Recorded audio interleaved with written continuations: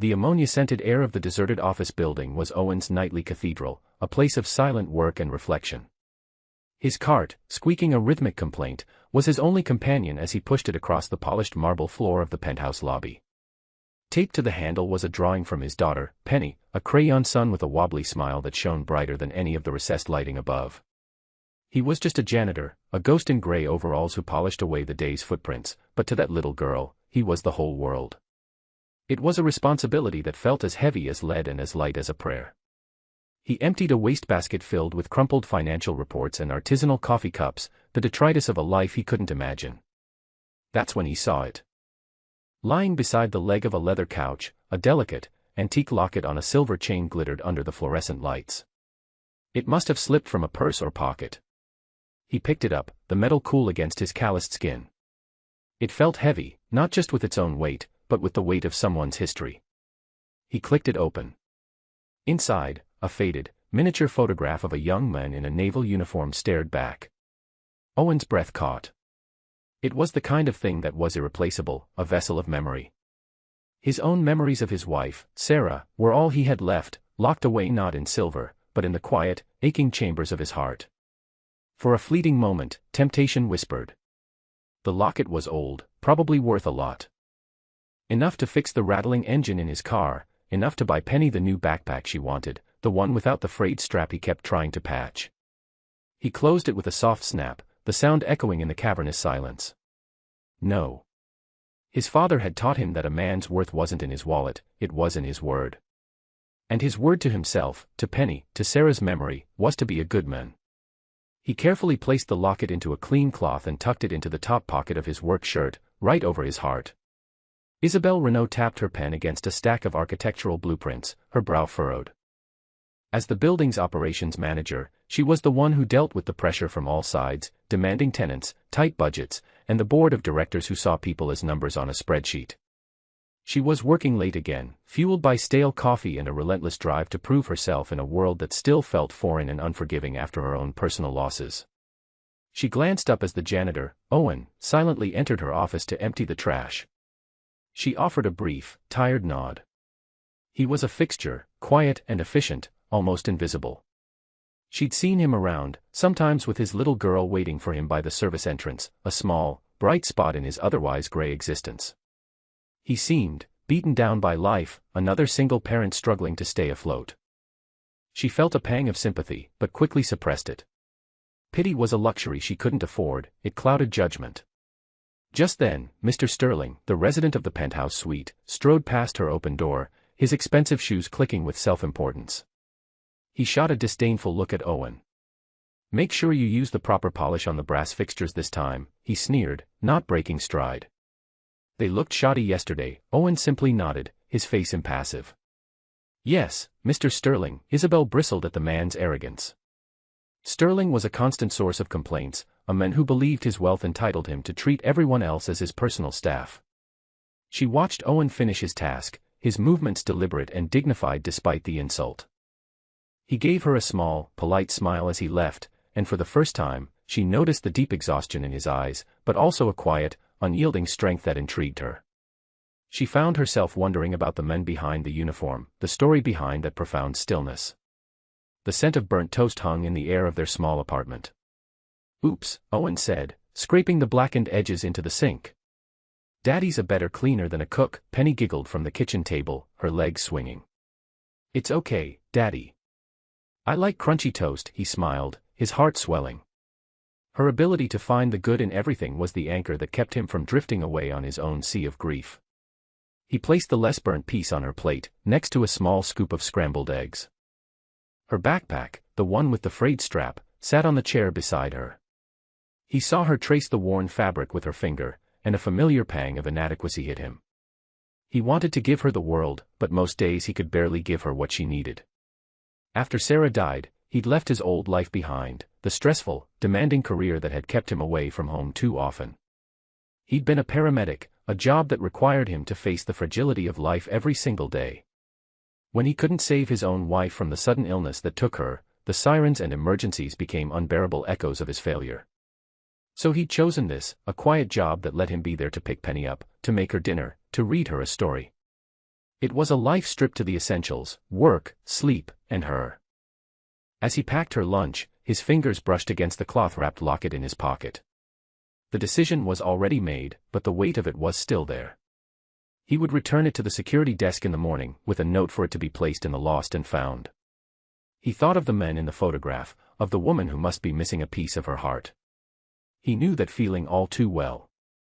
He couldn't keep it. It wouldn't just be stealing an object, it would be stealing a memory, and memories were the only ghosts worth keeping. The next evening, Owen approached the main security desk in the lobby, the locket heavy in his palm. Before he could speak to the guard, a frail, elegant woman with kind eyes and silver hair approached him hesitantly. It was Mrs. Eleanor Vance, a quiet resident from one of the upper floors who rarely left her apartment. "Excuse me," she said, her voice soft as velvet. I believe you work here. I was hoping you might be able to help me." Owen's heart skipped a beat. He recognized her from the few times he'd seen her being helped into a car. "Yes, ma'am. How can I help?" Before he could pull out the locket, she continued, a faint blush on her cheeks. "I seem to have misplaced something very dear to me." A silver locket. Owen's hand froze in his pocket. He looked at her, then slowly withdrew the cloth-wrapped object. "Is this it, ma'am?" Her eyes, a pale, watery blue, widened. A gasp escaped her lips as she took it, her trembling fingers tracing the engraving. "Oh, thank you. Thank you, young man. I was so worried." From across the lobby, Isabel was heading for the exit when she saw the exchange. She paused, watching. She saw the open relief on the elderly woman's face and the quiet humility on Owen's. He wasn't just returning it, he was handling the moment with a gentleness that was deeply moving.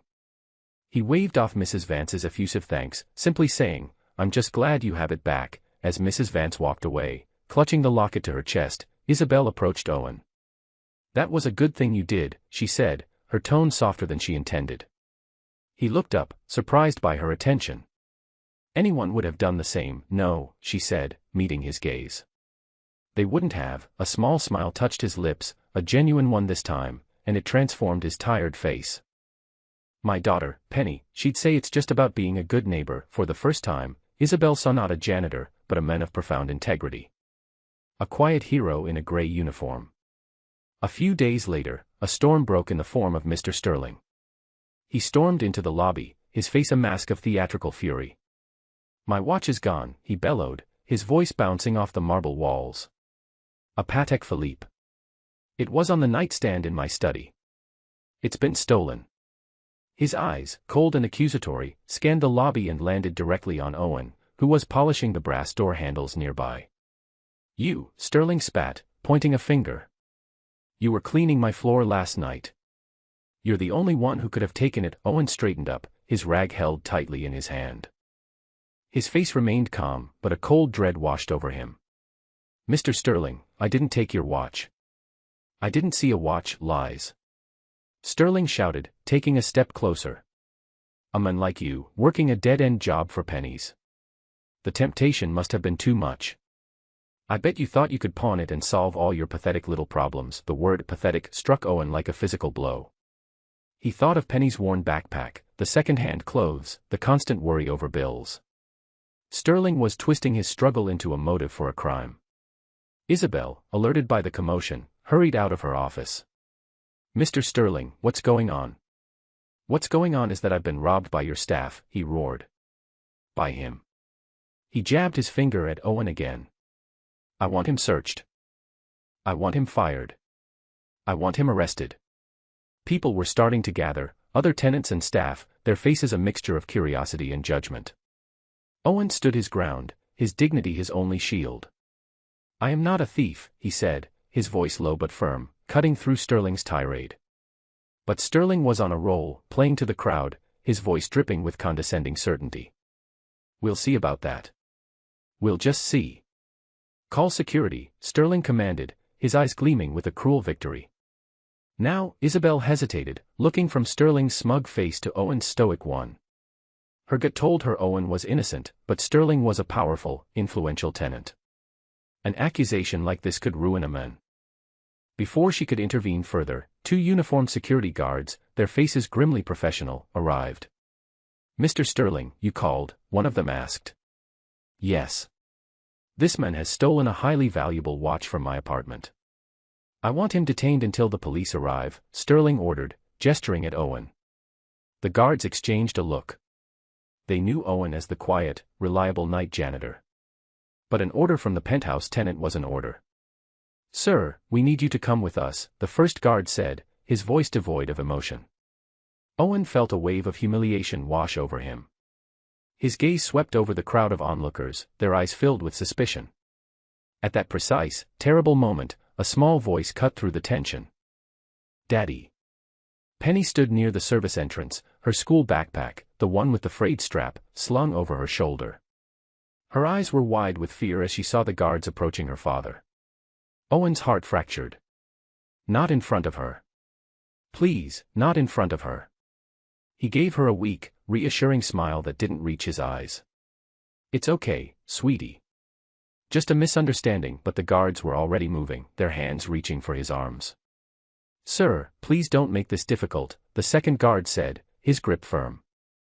Owen closed his eyes, bracing himself for the shame, for the image of his failure that would be burned into his daughter's memory forever. The guards grabbed his arms, their grip tight and unyielding.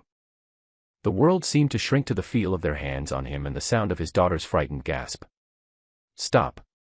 Let go of that man this instant." The voice, though aged, rang out with the force of a naval command, cutting through the lobby's tense atmosphere like a thunderclap. Everyone turned. Mrs. Eleanor Vance stood there, her small frame radiating an authority that belied her gentle appearance. Her eyes, usually so soft, were now fierce, blazing with indignation. Beside her, Isabel looked on with a mixture of shock and relief. The guards, startled, instinctively loosened their grip on Owen's arms. Sterling scoffed. "Eleanor, this is none of your concern. This man is a common thief." "He is nothing of the sort," she declared, stepping forward.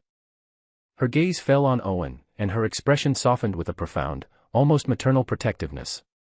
"This man is a hero," a confused murmur rippled through the crowd. Sterling let out a disbelieving laugh. "A hero? He's a janitor." Mrs. Vance ignored him, her attention fixed on the guards and the assembled crowd.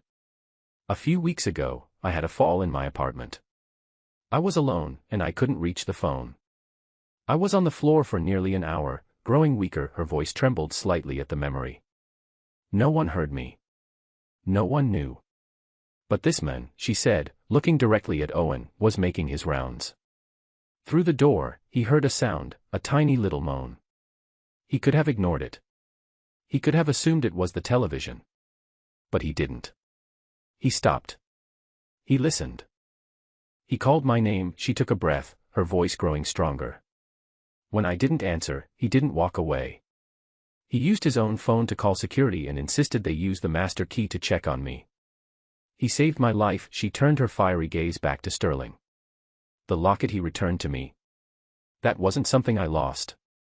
It was a gift I had been trying to give him. It belonged to my late husband, Admiral Vance.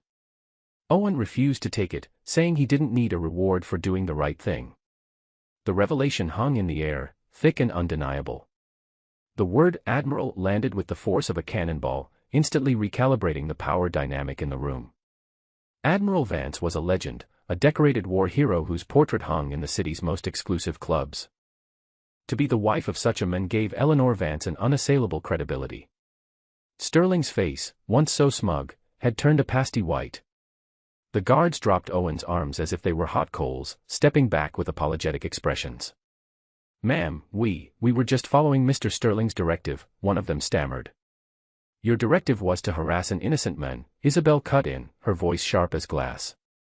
She stepped forward to stand near Owen, a clear and public declaration of her allegiance. "A man who has shown more character and integrity than Mr. Sterling could ever comprehend." She looked at Owen, her eyes filled with a deep, unwavering admiration. Penny, seeing that her father was safe, ran to him, wrapping her small arms around his legs. Owen knelt and held her close, burying his face in her hair, the scent of her shampoo a grounding comfort in the chaotic swirl of emotions. The crowd's energy had completely shifted. The suspicious glances directed at Owen were now turned, with full force, upon Sterling. He stood isolated in a sea of silent judgment. Just then, a security guard's radio crackled to life. Dispatch to lobby desk. We've reviewed the security footage from Mr. Sterling's floor. The tenant's personal assistant was seen entering his study this afternoon and leaving with a small box. We also have a notification from a downtown pawn shop about a watch matching the description. The silence that followed was damning. Sterling's face crumpled, the last of his blustering arrogance evaporating, leaving only the pathetic shell of an entitled bully, exposed and humiliated. He had not lost his watch, he had simply misplaced his humanity. In the days that followed, the fallout was swift and decisive. Mr. Sterling, facing both legal trouble for filing a false report and complete social ostracization within the building, broke his lease and moved out in the dead of night, a disgraced shadow. The board of directors, prompted by a formal, and very firm, letter from Admiral Vance himself, issued a formal apology to Owen. But the Vances did more than that. They summoned Owen to their sun-drenched apartment, the one he had only ever seen from the doorway. Admiral Vance, a man with a formidable presence and kind eyes that matched his wife's, shook Owen's hand firmly. "Son," the Admiral said, his voice a low, gravelly rumble. "My wife told me what you did. Both times. In a world full of people looking out for themselves, you looked out for someone else. That's a rare quality." They didn't offer him a simple reward.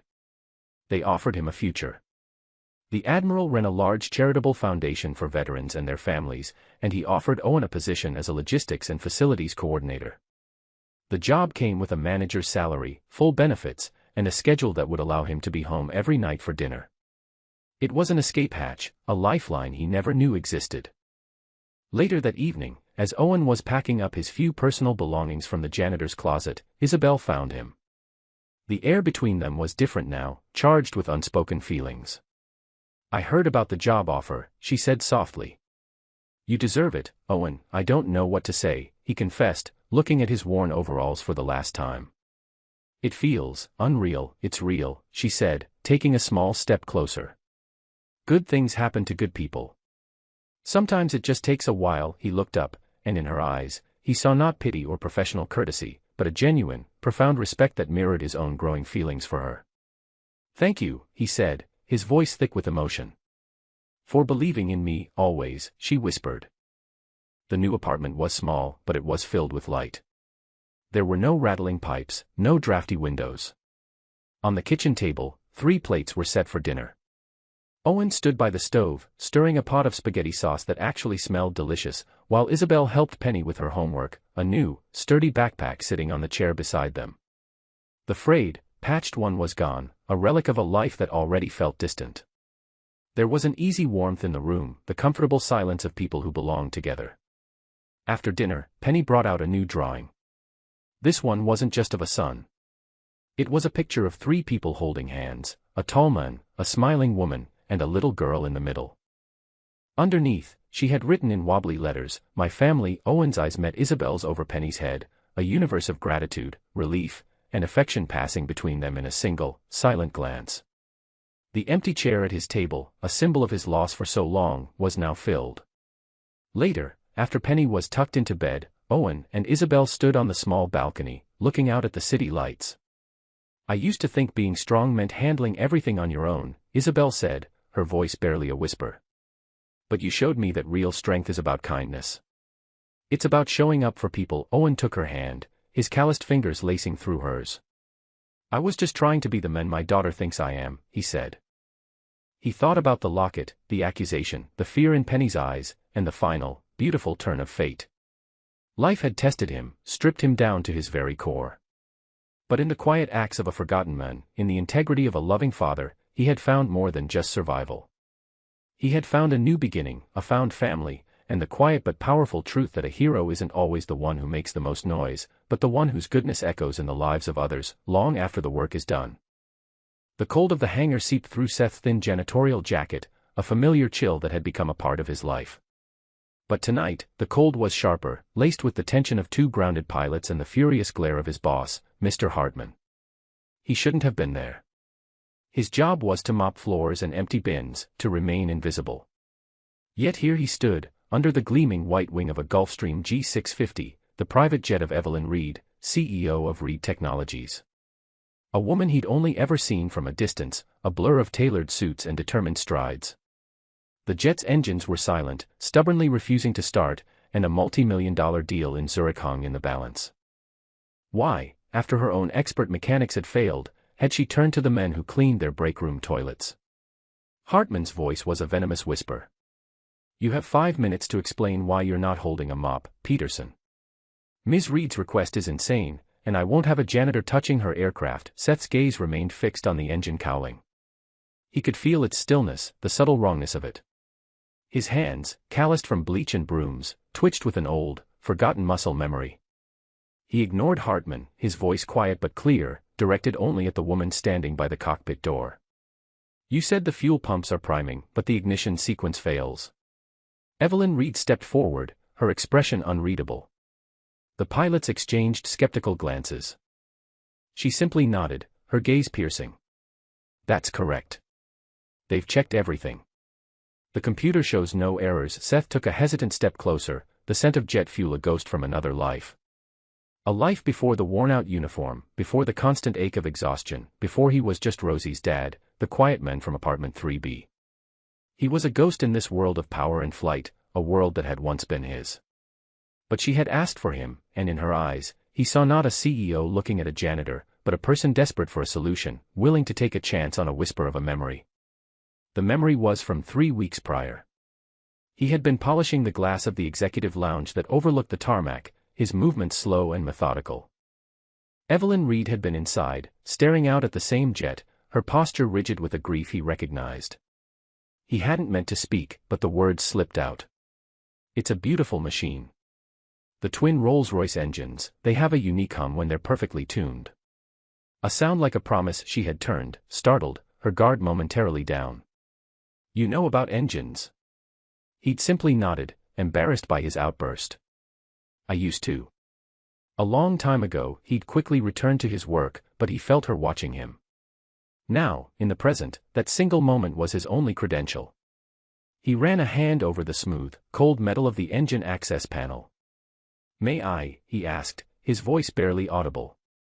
Evelyn gave a sharp nod to her pilot, who reluctantly unlatched the panel.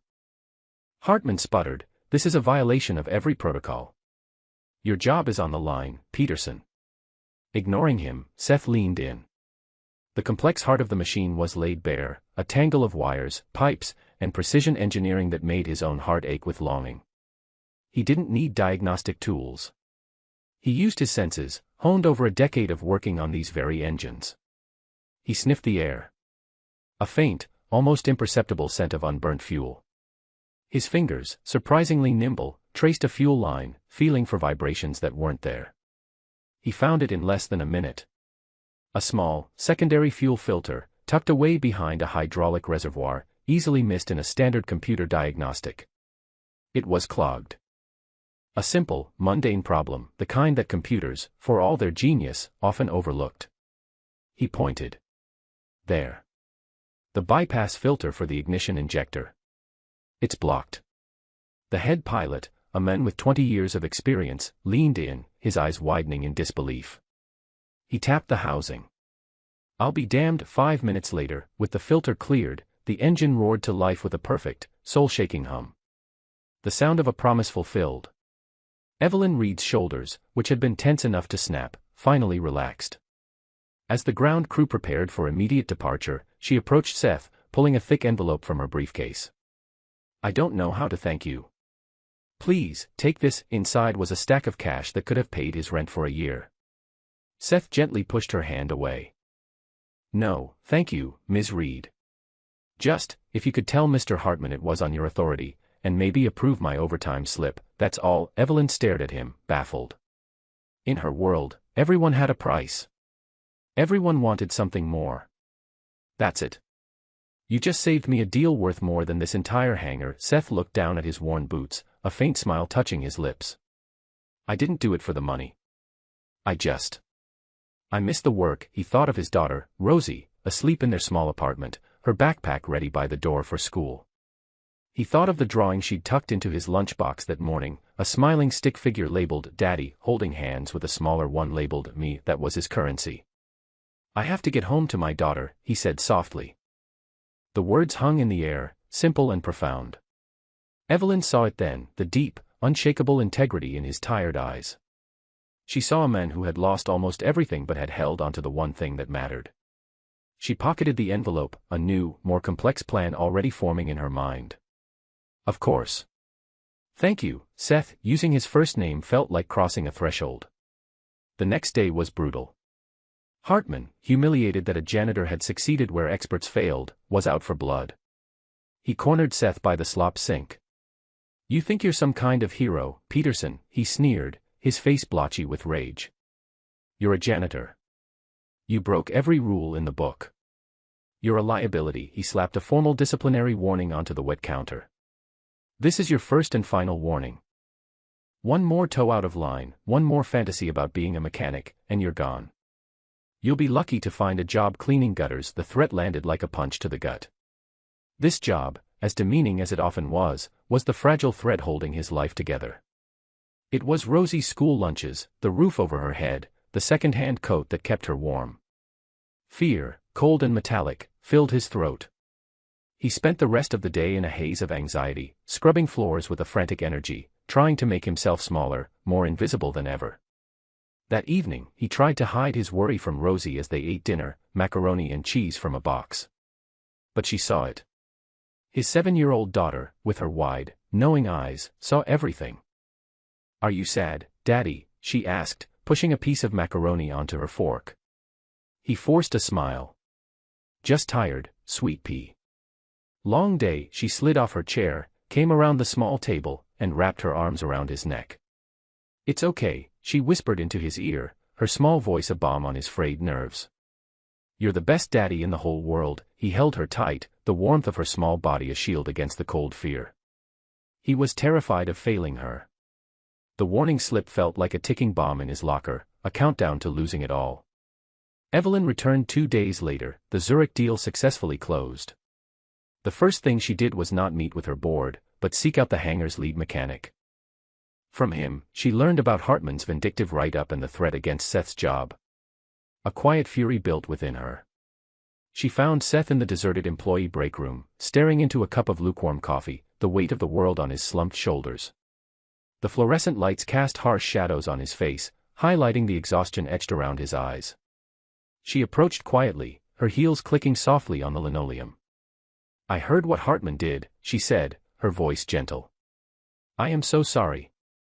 I never intended for my request to put you in this position. Seth looked up, surprised. He expected anger, or at the very least, corporate distance. He didn't expect an apology. It's not your fault, Ms. Reed. It is, she insisted, sitting in the worn plastic chair opposite him. I used your skill without considering the consequences for you. That was selfish. The formal barrier between them seemed to dissolve in the sterile room.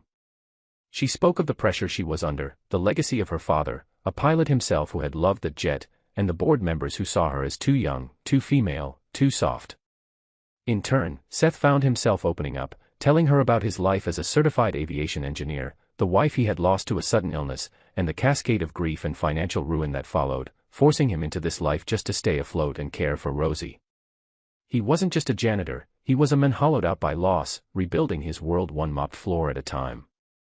She listened, her gaze never wavering, and for the first time in years, Seth felt seen. Not pitied, but truly seen. Hartman, meanwhile, felt his power solidify. He believed Evelyn Reed's silence was tacit approval of his authority.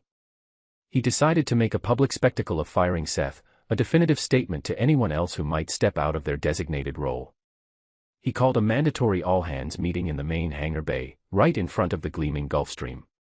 The entire staff, mechanics, ground crew, administrative assistants, and other janitors, was assembled.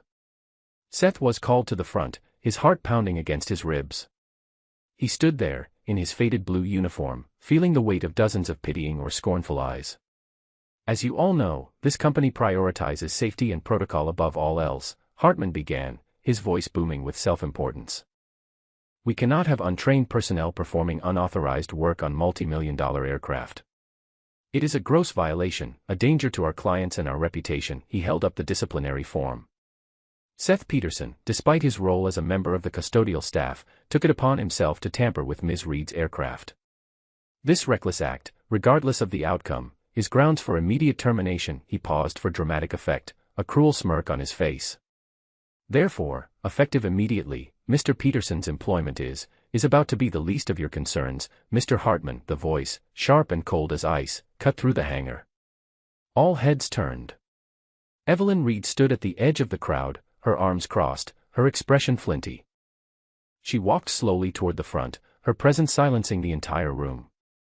The air crackled with a new, dangerous energy.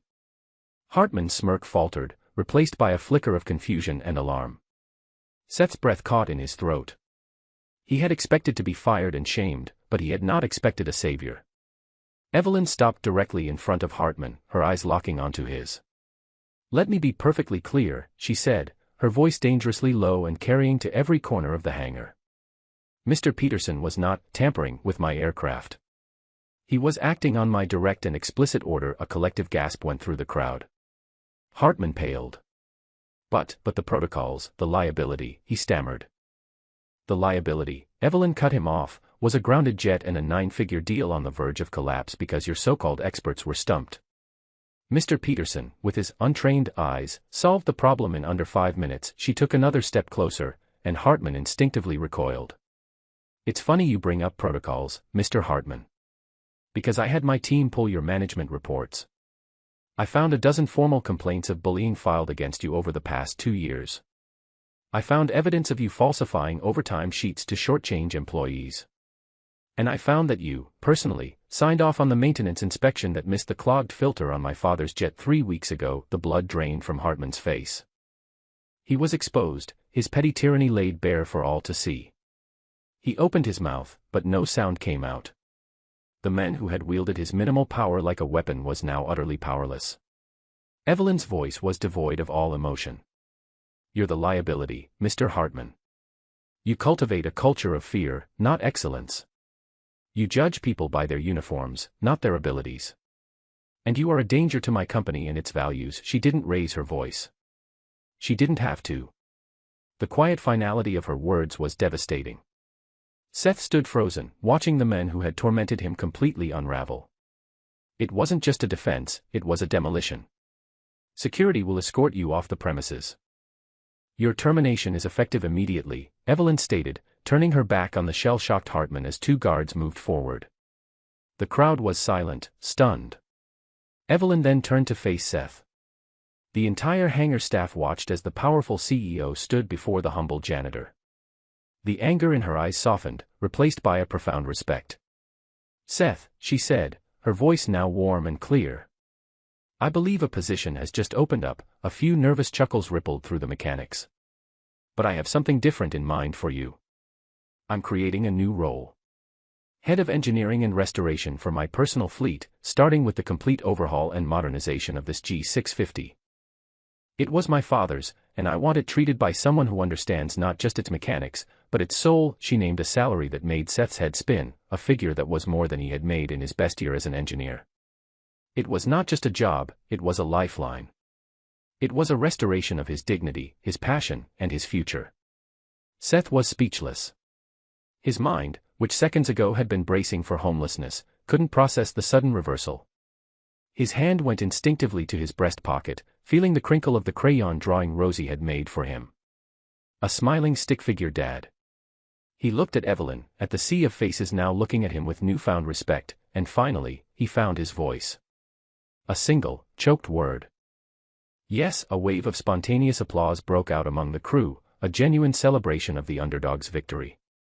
Seth felt tears welling in his eyes for the first time in years, not of sorrow, but of overwhelming, unbelievable gratitude. 6 months later, the hangar was transformed. Seth, now in a crisp, dark blue engineering polo with Reed Fleet Management embroidered over the pocket, moved with a confidence he thought he had lost forever. He was no longer a ghost, he was a leader. His team of mechanics respected him not just for his title, but for his deep knowledge and his quiet, steady hand. The Gulfstream, his first project, gleamed under the lights, its engines purring with a perfection he had personally overseen. It was more than a machine to him now, it was a symbol of his own restoration. Evelyn visited the hangar often, but her visits were different. She no longer came as a CEO inspecting an asset.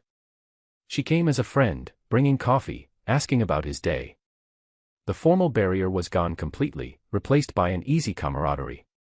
One sunny Saturday afternoon, she arrived to find not just Seth, but a small girl with bright, curious eyes and a missing front tooth, who was carefully drawing airplanes in a notebook at a workbench. "You must be Rosie," Evelyn said, her smile genuine and warm. Rosie looked up, unafraid. She had heard all about the nice lady who gave her daddy his old job back. She scrambled off the stool, ran over, and wrapped her arms around Evelyn's legs in an unprompted, heartfelt hug. Then, she held up her notebook. On the page was a new drawing, a big airplane, with 3 smiling stick figures beside it. She pointed to them one by one. "Daddy, you, and me." Evelyn felt a surprising warmth spread through her chest, a feeling that had nothing to do with corporate success or closing a deal. She knelt down, looking at the drawing. "It's the most beautiful drawing I've ever seen," she said softly, her voice thick with emotion. Later that evening, after Rosie had been picked up by a neighbor for a sleepover, Seth and Evelyn stood on the quiet tarmac, watching the sun dip below the horizon, painting the sky in shades of orange and purple. The air was cool, filled with the scent of distant rain and the faint, comforting smell of jet fuel. "Thank you," Seth said, breaking the comfortable silence. He looked at her, his expression full of a gratitude that words couldn't capture. "Not just for the job. For seeing me. When I felt like I was invisible." Evelyn leaned against the railing, her gaze on the horizon. "You were never invisible, Seth. You were just quiet. You reminded me of my father. He always said you can judge a person's character by how they treat things they don't have to, a piece of machinery, a stranger, a promise." She turned to him, a soft smile on her lips. "You fixed more than just my jet that night. You reminded me what this was all about. It's not about the deals or the bottom line. It's about passion. Integrity." The vast, empty space that grief had carved into both their lives felt smaller in that moment. It was being filled, slowly but surely, by the framework of a new, unexpected family. A family built not on blood or obligation, but on shared respect, quiet strength, and the courage to take a chance on a person everyone else had overlooked. And one has to wonder, how many lives could be changed if we all learned to look past the uniform and see the person wearing it? How many hidden geniuses are sweeping floors, waiting for someone to see the spark of passion in their eyes?